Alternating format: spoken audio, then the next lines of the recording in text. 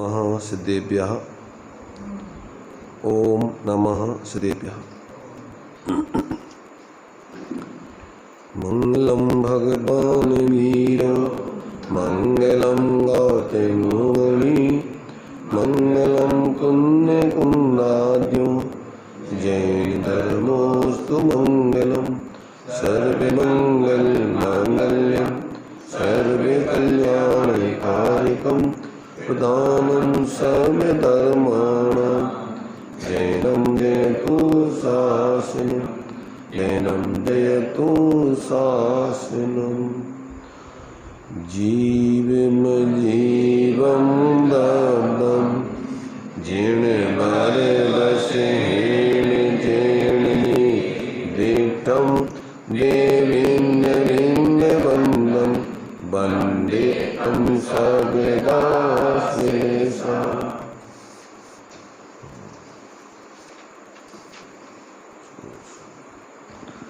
द्रव्य संग्रह जी ग्रंथ है अपना, बहुत ही सुंदर ग्रंथ है। जीवों के लिए सुखी होने का उपाय इसमें बतलाया गया है।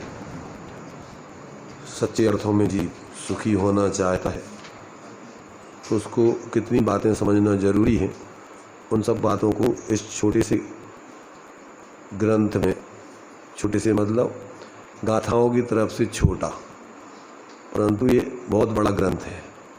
इसमें सारे द्वादशांग का निचोड़ आचार्य देव ने इसमें रखा है। इस ग्रंथ को अगर व्यक्ति गंभीरतापूर्वक समझ ले, समझ करके जीवन में अगर प्रयोग करे तो वास्तव में उसका जीवन आनंदमय मंगलमय हो सकता है और वह इस चतुर्गति दुख से निकलकर उस आत्मिक परम सुख की उपलब्धि करके इस जन्म मरण के चक्कर से छूट सकता है, शाश्वत सुख को पा सकता है।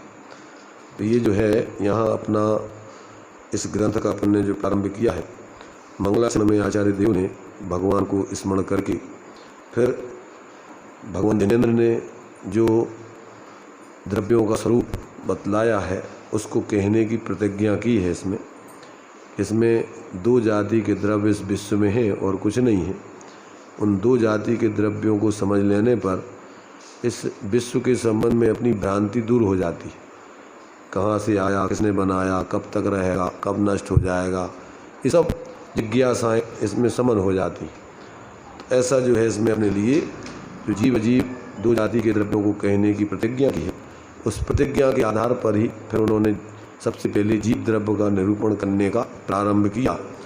दूसरी गाथा में उन्होंने जीव के स्वरूप को समझने के लिए 9 तरीके से जीव को समझाने के लिए गाथा लिखी कि इस जीव को अपने लिए 9 प्रकार से समझना चाहिए और उन 9 प्रकार से जो समझना चाहिए ताकि अपने लिए इस जीव के संबंध में जो कुछ भी भ्रांतियाँ हैं इस लोक में प्रचलित होती हैं, जो जिज्ञासाएँ जीव के संबंध में पैदा होती हैं, उन सब का समाधान इस 9 प्रकार से जीव के स्वरूप को समझने पर हो जाता है।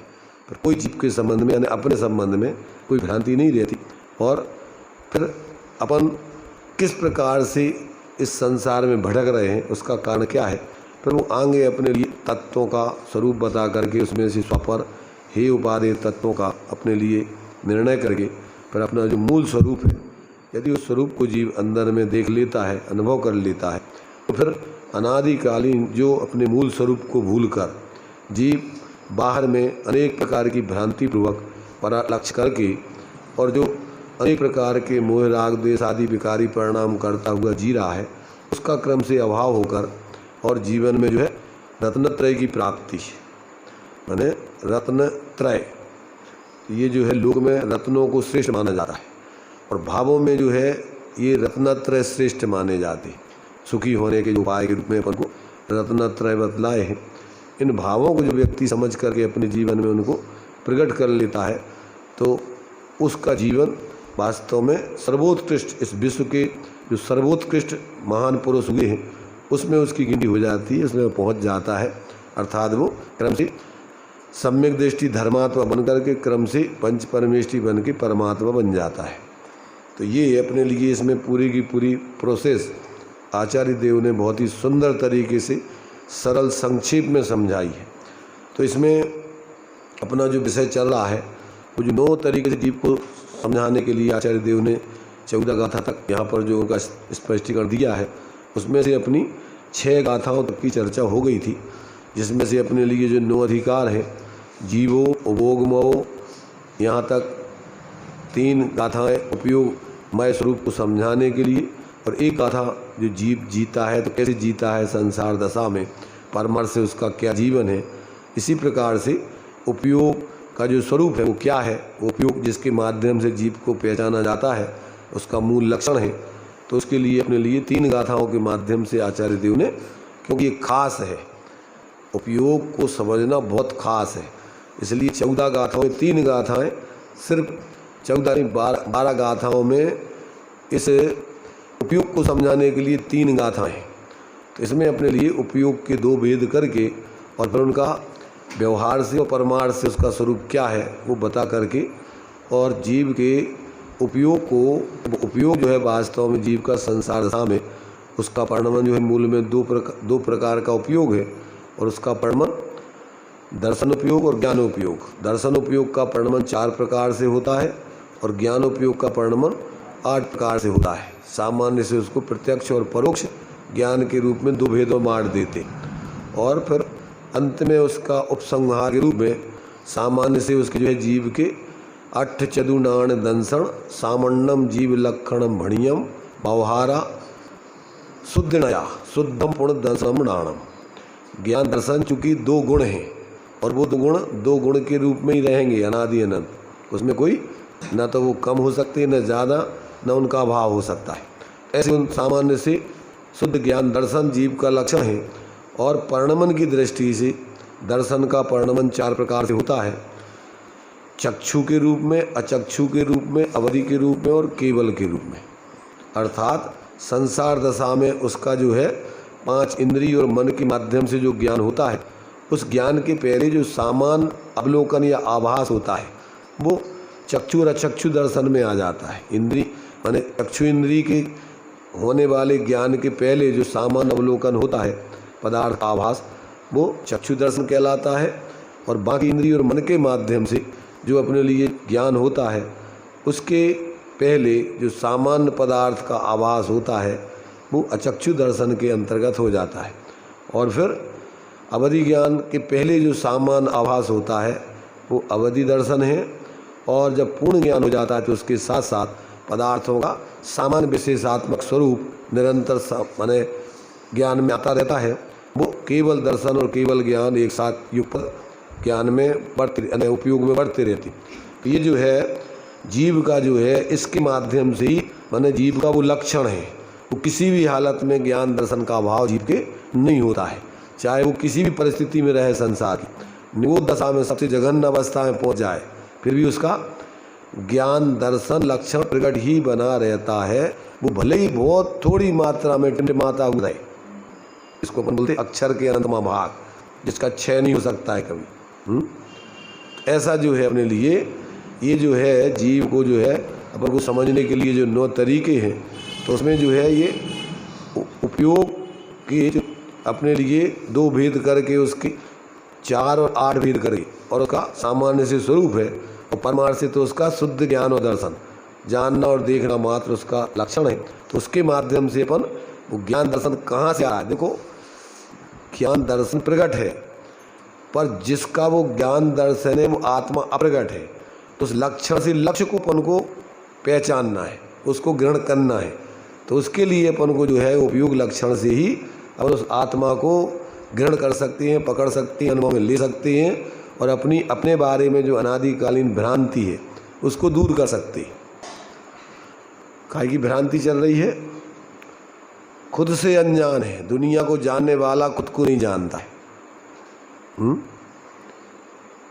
सबको जाना पर खुद को न जाना, कैसा ज्ञानधारी, आश्चर्य की बात है।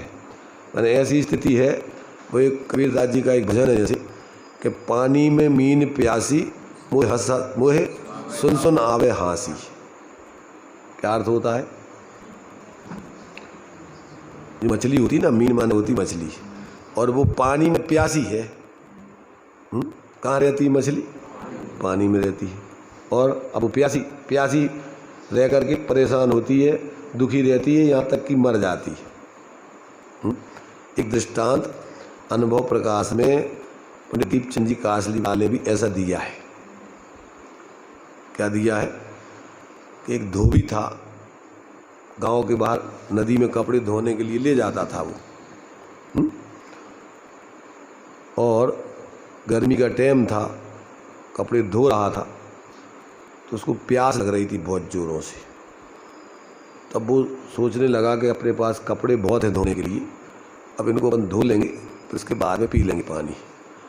प्यास उसकी बढ़ती गई और वो सोचता रहा कि अपन कपड़े धो करके पानी पी लेंगे।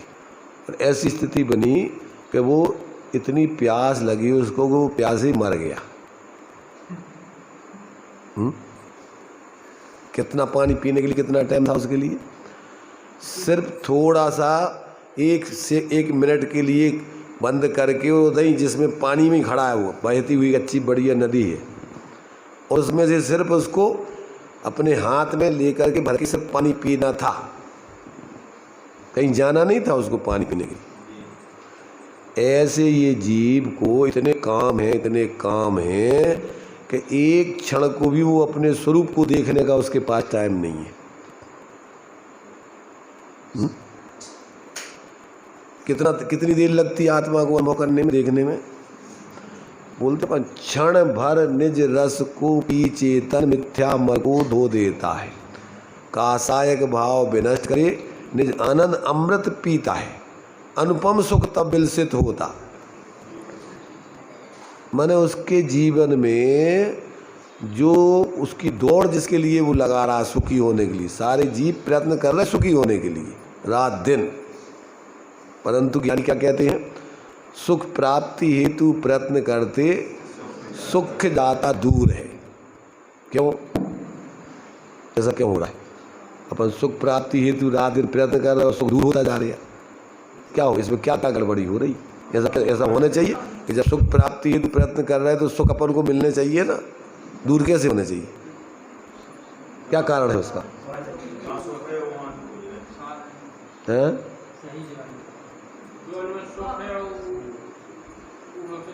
नहीं भाई, मिल नहीं रहा वो तो समझ में आऊँ, परंतु जितना जितना प्रयत्न कर रहा उतना सुख उससे दूर होता जा रहा है, ये समझ में नहीं आया।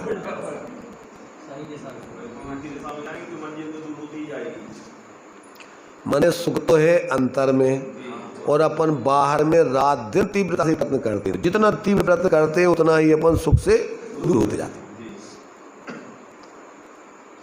अब ये बात समझ में नहीं आती जीव की। सुखी होने के लिए प्रयत्न कर रहा है रात दिन, समझ रहे ना?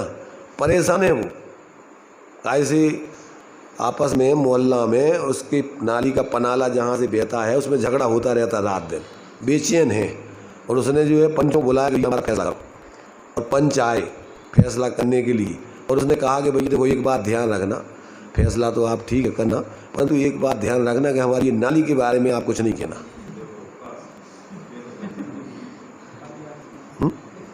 हम बहुत परेशान हैं, रात बेचैन हैं, हम चैन से सो नहीं पाते, जी नहीं पाते, खा नहीं पाते, रात दिन झगड़ा मचा रहता। तो हमारा जो है ऐसा निपटारा कर दो कि जिसमें हमारी ये परेशानी मिट जाए।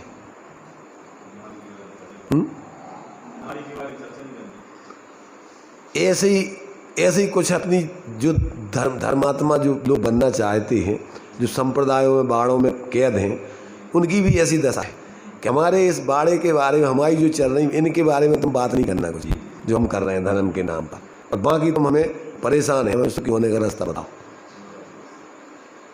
कोई उपाय का नहीं है, हम जी कह रहे झगड़ा वही को है, परेशानी वही से है, और तुम वही में बताओ, वही में क्या बताएं तुम्हें? कोई बाड़े में किया तो वही से तो परेशान हो, वही बाड़े की तो वही बाड़े से बाहर नहीं जाएंगे, अब सुखी होने का रास्ता बताओ। हम अपनी मूर्ताओं से नहीं हटेंगे, हम अपनी बाहर की प्रवृत्तियां नहीं छोड़ेंगे, और अभी के बाद तुम सुखी होने का उपाय बताओ हमें। है कछु उपाय? जितेंद्र भाई, तुम तो सब जगह उपदेश देवे जाते हो, कछु उपाय तुम्हारे पास हो तो बताओ लो। मतलब क्या है इस जीव की, अब बोल भगवान के सामने आके बोलता है, राग सहज जग में रुले मिले सरागी देव, बीत राग भेंटो अबे मेटो हमारी कुटीर। अब उनकी जब बात आती है तो कहते तुम अपनो व्रत निहारो, तुम मेरो क्या है, मेरे दोष न क्या है, वो आलोचना पाठ में बोलते ना, हाँ, मेरे अवगुण न चितारो प्रभु अपनो व्रत निहारो। तो हमारे दोस्तों की तरफ से बात मत करना और तुम अपनो काम करो, तुम हमें सुखी कर दो। बड़ी विचित्र स्थिति है। अब उनके अब पंचों के सामने बड़ी समस्या है, क्या करें पंच बताओ, पंच परमेश्वरी कैसे करें तुम्हें सुखी होने का मार्ग उनको बता। भाई पंच को काम है फैसला कर, पर फैसला में तुमने शर्त तो ऐसी लगा दी कि अब कैसे तुम्हारा फैसला करें, तुम्हारी समस्या मिटाएं कैसे भी, क्या कोई उपाय? भाई तुम्हारे लिए अपनी छोड़ना पड़ेगी कुटीर मूढ़ता विपरीतता, तब तो जाके तुम्हारा फैसला हो सकता है, तब तो तुम्हें रास्ता का चीज बताया जा सकता है। अब वो तो मूर्ता छोड़ो नहीं और कहो कि हमें साफ सुखी हो, हम बहुत परेशान हैं। इसलिए यहाँ पर आचार्य कह रहे देखो भैया, आप भले ही तुम कह रहे हो कि हमें सुखी होना है, पर वास्तव में तुम सुखी होना नहीं चाहते। अगर सुखी होना चाहते तो तुम कोई शर्त नहीं लगाओगे। तो यही तो कह रहा है कि तुम सुखी नहीं होना चाहते, इसका मतलब अब डॉक्टर के पास जाओ, डॉक्टर साहब तुम हम बहुत परेशान है, बीमार है, पर हम जो दवाई बताएं वैसी दवाई लिखी हो, तुम अपने हिसाब से मत लिखी हो। तो मतलब ये है कि ये कोई तुम्हारी समस्या नहीं है, ये सब तुम्हारा जो है वास्तव में देखा जाए तो क्या है, तुम रहना चाहते हो, तुम झूठे धर्मात्मा दिखाना चाहते हो, अपने सच्चे अर्थों में तुम धर्मात्मा बनना नहीं चाहते। न तो तुम कि हमें भैया जिस हालत में तुम कहो हम तैयार हैं, आप हमें तो हमारी बीमारी से हमें परेशानी से मिटने हैं, बचने। तो ये जो है अपने लिए देखो आचार्यों ने बहुत सुंदर तरीके से, इसमें कुछ नहीं करना आपको, माने धर्म ऐसा है कि हर लगे न फिटकरी और हम चोखो हो जाए। तुम्हें बाहर में कुछ भी कहीं से लेना देना नहीं है, सिर्फ अपने अंदर की अपनी सिर्फ मान्यता समझ करके विपरीतता को छोड़ के और एकमात्र अपनी अंदर की क्या है यथार्थ में जीवन प्रारंभ करना है। ज्ञान में जागृत होकर के भैया यहाँ अपन कुछ दिन के मेहमान हैं, तो ज़्यादा रुकना नहीं है। अपन देख रहे हैं 24 घंटे कितने आकर के लोग चले गए और कुछ जाने को तैयार बैठे। कितने दिन रुकना सबको यहाँ? मैंने प्रत्येक व्यक्ति को ये पता है, सब जानते कि नहीं जानते? तो तुम्हारे से निहाल भाई ने ऐसे एक बात लिखा है कि सबको पता है कि यहाँ इस पर्याय में अपन को ज़्यादा नहीं जाना है। कब जाना है ये अपन को नहीं पता, भगवान के ज्ञान में सब है। ये नहीं पता कब जाना है, पर जाना है ये किसको नहीं पता। हो सकता है कोई ये भी नहीं सोचते हो कि अपन को कहीं जाना है। इतने लोग हैं अपन लोग यहाँ, कितने लोग सोचते हैं कि अपन को यहाँ से जाना है कहीं स्थायी जाना है और फिर कभी लौट के नहीं आना यहाँ है। यहाँ से ऐसा जाना है कि सब कुछ छोड़ के जाना है, यहाँ से कुछ नहीं ले जाना है। और ऐसे जाना है कि बाद में फिर तुम्हें कभी यहाँ मिलने के लिए लौट के भी नहीं आए, ना यहाँ के लोग तुमसे मिलने जाएंगे और ना तुम वहाँ से यहाँ मिलने आ पा सकते हो। कितने लोग सोचते ऐसा सोच के जी रहे। कितने लोगों को ऐसा ज्ञान है, निर्णय है?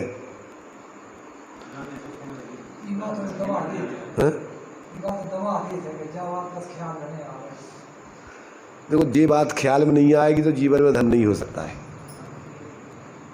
श्रीमद जी का एक सिर पर मौत मंडरा रही है, ये सोच करके दिन का प्रारंभ करो आप प्रतिदिन। अगर ये ध्यान में नहीं रहेगा तो आपको जब इतने आपको शाश्वत रहना तो अपन को क्या करने फिर धर्म को जरूरत कहाँ है। अपन तो यहाँ व्यवस्था ऐसी बनाओगे जिसमें अब जब यहीं रहना है तो अपन के लिए क्या करना है, समस्या क्या है। ये जब ध्यान में रहेगा तो ही आप इतने पागलपन में यहाँ पर नहीं जियोगे कि यहाँ अपन को थोड़े समय के लिए विश्राम है, एक थोड़े समय के लिए स्टेशन है, स्टॉप है, यहाँ से अपनी गाड़ी आगे बढ़ना है, यहाँ नहीं रुकना है। रुकने के लिए 2 स्थान है, मूल में 2 स्टॉप है। एक तो गाड़ी जहाँ से चलती है और एक गाड़ी जहाँ अंतिम स्टेज है वहाँ। इसके अलावा बीच में ज़्यादा रुकने का स्थान नहीं है। तो गाड़ी कहाँ से चलती है? एक तो वहाँ बहुत समय रुकती है गाड़ी जहाँ से चलती है प्रारंभ, और फिर एक वो स्थान है जहाँ पर अंतिम छोड़ है, वहाँ पर हमेशा रह सकती हो आराम से। इसके अलावा बीच में तो देखो टोडरमल जी ने एक दृष्टांत दिया है कि आप एक पत्थर उठाओ और ऐसा उछालो तो आकाश में कितनी देर रहता है। पत्थर होता है ना, पत्थर, उसको आप उछालो, कितने जोर से उछालो तो वो आकाश में कितनी देर तक रहेगा। बीच का तो समय इतना है जितना पत्थर को उछालने में ऊपर आकाश में रहता है, बाकी समय तो जमीन पे ही रहना है उसको। और यहाँ पर एक स्थान ऐसा है कि गुरुत्वाकर्षण से ऊपर चला जाए फिर वहाँ से नहीं आता। एक ऐसा स्थान है बीच में, क्या होता है कि जहाँ पृथ्वी का गुरुत्वाकर्षण खत्म हो जाता है और फिर वहाँ वस्तु आधार फिर वो बिल्कुल सामान्य हो जाती है, वेटलेस हो जाती है। जहाँ पर ये अपन जो भेज देते हैं ना, जहाँ पर स्थिर हो जाते उपग्रह वगैरह, तो वहाँ पर फिर आपको जो है वेटलेस होकर के फिर वहाँ से नीचे आने के लिए फिर ताकत लगा के भेजना पड़ती है। पर ऐसी व्यवस्था है नहीं है। एक बार जो है गुरुत्वाकर्षण, तुम्हारा मोह का गुरुत्वाकर्षण खत्म हो गया और ऊपर निकल गए तो अब तो लौटने की व्यवस्था है नहीं वहाँ से। वजन कोई वहाँ कौन तुम्हारे ऊपर वजन रखेगा। तो ये जो है अपन को देखो बहुत सुंदर तरीके से आचार्यों ने अपन को अपने मूल स्वरूप को समझाया। तुम्हारी संसार की परिस्थिति बतलाई कि तुम किस परिस्थिति में रह रहे हो, उसका कारण क्या है, और इस परिस्थिति से हट के तो अपनी मूल परिस्थिति को कैसे प्राप्त कर सकते हो। तो ये 6 गाथाओं तक अपन ने 2 अधिकारों की चर्चा जीव के 9 में से कर ली थी, जीवो उपभोग मोह। अब तीसरा अधिकार है अमुक्ति। तो 7वीं गाथा जो है उस तीसरे अधिकार के स्वरूप को जीव के बताने वाली है। देखिए उसको अपन पढ़ते हैं। हमारी पुस्तक में 23 पेज है, जिनकी पुस्तक में जो गाथा देख लो उसमें 7 नंबर की गाथा है। वर्ण रस पंचगंधा दो, भाषा 8 निश्चया जीवे, नो संति अमुत्ति तदो, व्यवहारा मुक्ति बंधादो, वर्ण रस पंचगंधादो, भाषा 8 निश्चया जीवे, नो संति अमुत्ति तदो, व्यवहारा मुक्ति बंधादो। देखो अर्थ बहुत सरल भाषा में उसमें लिखा आता है, उसी में से गाथा में से अपन अर्थ निकालो तो गाथा को पढ़ते समय ही तुम्हें उसका भाव भाषण हो जाएगा। देखो क्या कह रहे हैं, वर्ण रस पंच, अर्थ हुआ इसका 5 वर्ण कहो, रंग कहो, रूप कहो, क्या होते हैं, काला, पीला, नीला, लाल, सफ़ेद। ये कौन से गुण का परिणमन है? वर्ण गुण का 5 पर्याय रूप परिणमन होता है। अवस्थाएं उसकी 5 रूप में परिणमित होती हैं वर्ण की। कौन सी? काला, पीला, नीला, लाल, सफ़ेद। ये 5 वर्ण रूप, वर्ण गुण की, रूप की ये अवस्थाएं जो अपन देखते हैं आँखों से, तो ये 5 प्रकार का वर्ण उस पुद्गल में पाया जाता है। और रस भी 5 प्रकार का होता है, वर्ण और रस पंच। कौन कौन से? खट्टा, मीठा, चरपरा, तीखा, कसायला। रस के अवस्थाएं कितनी? गुण तो एक है और उसका परिणमन खट्टा, मीठा, चरपरा, कसायला, तीखा। कड़ुआ, कसायला उसी को कड़ुआ बोलते, कसायला का कड़ुआ को एक ही बात। तो क्या बोलते उसको? ये रस का परिणमन जिसको अपन जवान के माध्यम से चख करके उसको जानते। तो वर्ण रस पंच गंधादु, गंध दो होती हैं, कौन सी? सुगंध और दुर्गंध। तो गंधा 2 और फासा 8। इस फासा माने स्पर्श कितनी होते हैं? 8। कौन कौन सी? हल्का भारी, कड़ा नरम, रूखा चिकना, ठंडा गर्म। ये 8 प्रकार से स्पर्श माने गुण का परिणमन अपन को देखने में आता है, अनुभव में आता है। कि आप हाथ से छू करके क्या देखोगे कि हल्का है कि भारी है, कड़ा है कि नरम है, रूखा है खुरदरा क्या चिकना है, और ठंडा है कि गर्म है। तो ये स्पर्श गुण का 8 प्रकार से परिणमन होता है। तो वर्ण रस 5, गंधा 2, फासा 8, नित्या जीवेणु संति। क्या कह रहे? निश्चय से जीव में माने नहीं, संति माने होते। क्या कहा? 5 वर्ण, 5 रस, 2 गंध, 8 स्पर्श, निश्चय से जीव में नो। इंग्लिश में भी नो बोलते हैं, नो संति, नहीं होते हैं। इसलिए अमूर्ति तदो, तदो माने इसलिए जीव अमूर्तिक जानो। क्योंकि ये पुद्गल में 5 इंद्रियों के विषय सब ये पुद्गल में है, और आत्मा में ये पुद्गल के गुण धर्म होते नहीं हैं। इस अपेक्षा से आत्मा कैसा है? अमूर्ति तदो, इसलिए आत्मा अमूर्तिक है। फिर आगे क्या कह रहे? व्यवहारा मुक्ति बंधा दो। व्यवहार से जीव अनादि काल से बंधन में पड़ा हुआ है, कर्म शरीर आदि के। इसलिए कैसा है वो?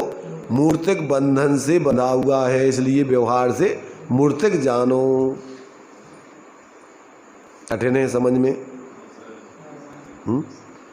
अब विचार करो कि आत्मा का मूल स्वरूप तो अमूर्तिक है, परंतु ये अनादि काल से बंधन में पड़ करके और ये मूर्त शरीर में कैद है, फंसा हुआ है, परेशान है। कारण क्या है कि जब ये मूर्त में मूर्छित होता है, मूर्त पदार्थों में मूर्छित होकर जीता है, तो इसको मूर्त पदार्थों का सही कर्म आदि का बंधन प्राप्त हो रहा है।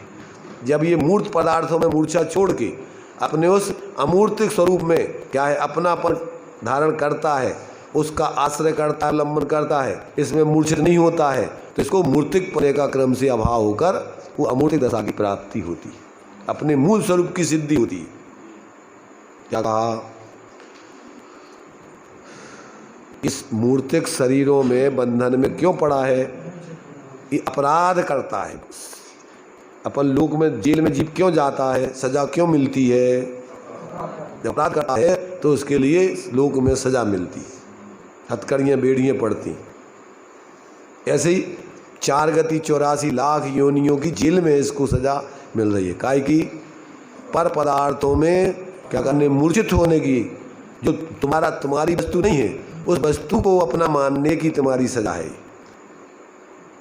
इसको बनारसी दास जी ने चोरी कही है।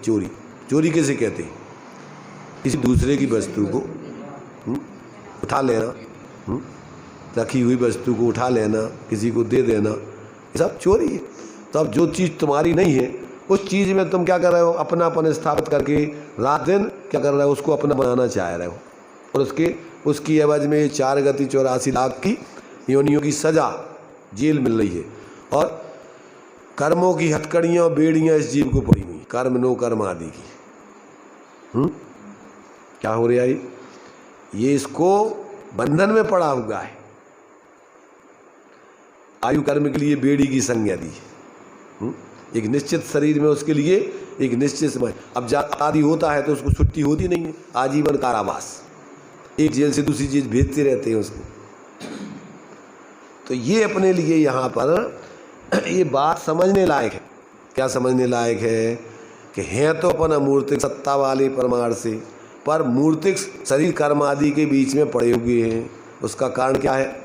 उसका कारण है कि हम अपने अमूर्तिक स्वरूप को भूलकर इस मूर्तिक संयोगों में मूर्छित हैं, रात दिन उन्हीं में लगे हुए हैं। अभी अपन को समझ में नहीं आ रहा।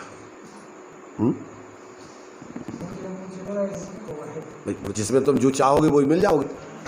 जो जानता है शुद्ध को वह शुद्धता को प्राप्त हो, जो जानता है संयोग रूप वो संयोग को प्राप्त हो, अशुद्धता को अशुद्धता को प्राप्त हो। हाँ, जैसा तुम्हारी इच्छा उसके लिए प्रकृति कह देती है जैसा तुम चाहते हो चलो तथास्तु, वैसे ही हो जाओ, तुम उसी को प्राप्त करो। अब अपन देखो कि कौन चाहता है, ऐसी स्थिति है देखो कि व्यक्ति के लिए जेल हो गई, अब वो जेल से बाहर नहीं निकलना चाहता, वो कहता है जी ठीक है। कैसे अपन देखा तो बाहर में बहुत झंझटें हैं, लड़ाई झगड़े चल रहे हैं, व्यवस्थाएं नहीं है, जेल में तो कम से कम व्यवस्था तो बन रही होती। अभी यूपी में ऐसी स्थिति है, लोग जो अपराधी हैं वो जेल में रहना चाहते, बाहर नहीं निकलना चाहते।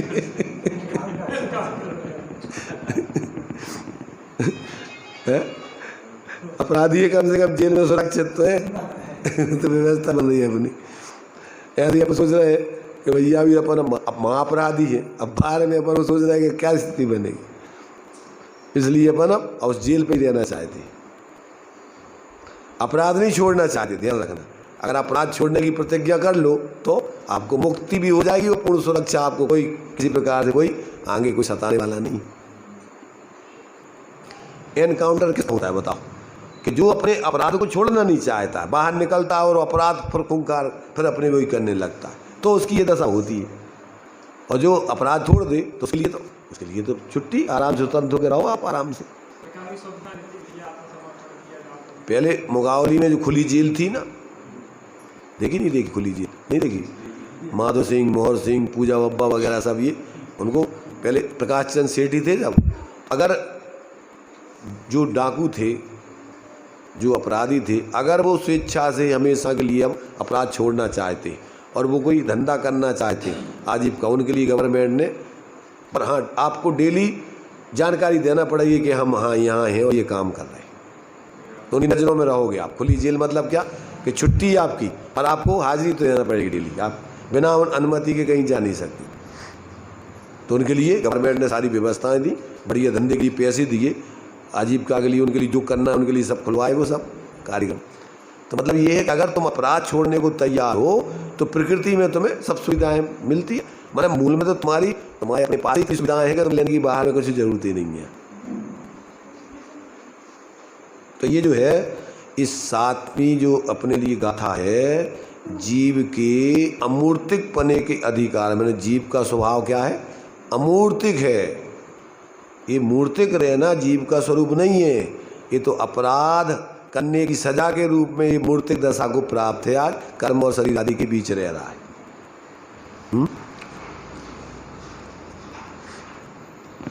सुनाई दे रही है किसी को? किसकी चर्चा चल रही है? अपनी चर्चा है, ये किसी दूसरे की चर्चा नहीं है, परंतु अपन क्या है, ये ऐसा लगता है जैसे भाई हाँ ये तो जीवों की चर्चा चल रही है सब। तो ये देखो अपने लिए 7 गाथाएं, यहाँ तक अपन ने इसका विषय लिया है। एक बार अपन इन 7 गाथाओं को पढ़ लेते हैं, क्योंकि दिन भर सब लोग थक जाते हैं, इसलिए अपन ज़्यादा टाइम न लेकर और इसी 7 गाथाओं को एक बार क्या है रिवीजन करके बराबर, ताकि अपन को अपना स्वरूप ध्यान में रहे कि अपना मूल स्वरूप है क्या।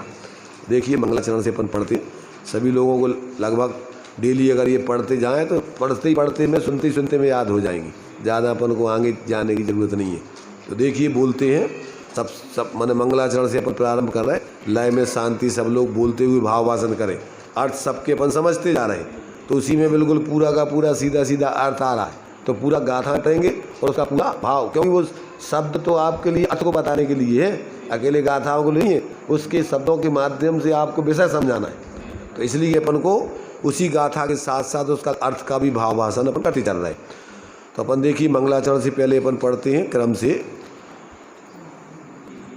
जीवम जीवम दब्बम जीर्ण बरबस हेण जीर्ण निदिठम देविंद विंद बंदम वंदे तम साबदासिरसा जीवो ओगमो अमूर्तिकर्ता सदेह परिमाणो भोक्ता संसारत्थो सिद्धो सो विश्व सो डगई काले चतुपाणा इंद्रिय बल मान पारोया भवहास जीवो निश्चय दुचेदना जैसे ओव ओगो दुबियापो दंसन नाणम च दंस चरुना चक्षु अचक्षु ही दंसन मद केवलम नेयम नाणम अठव्यापम मदिसुधि ओहि प्राणना